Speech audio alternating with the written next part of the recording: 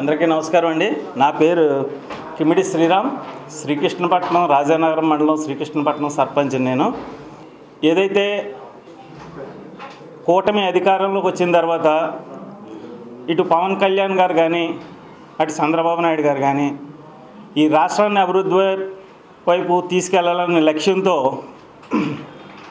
అమరావతిని ప్రపంచ రాజధానిగా చేయాలనే ఉద్దేశంతో ఎంతో అభివృద్ధి పరుస్తూ ఉన్న టైంలో మరి అక్కడున్న జనాలు దేవతల రాజధానిగా కొలిసినప్పుడు అక్కడ మరి ఈ సాక్షి మీడియాలో వైసీపీ మనుషులు మరి ఆ రాజధానిని వేశ్యల రాజధానిగా మరి పోల్చడం, అంటే అక్కడున్న ప్రజలకి ఇబ్బంది కలిగేలాగా, అక్కడున్న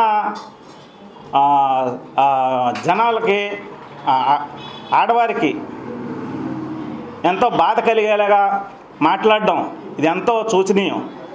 ఎందుకంటే ఈ రోజున వారికి రాష్ట్రం అభివృద్ధి చెందకూడదు, రాష్ట్రంలో జనాల మధ్యన వైషమ్యాలు సృష్టించాలి, ప్రాంతాల మధ్యన వైషమ్యాలు సృష్టించాలని చెప్పేసి గతంలో 3 రాజధానులు ఆటాడాడు.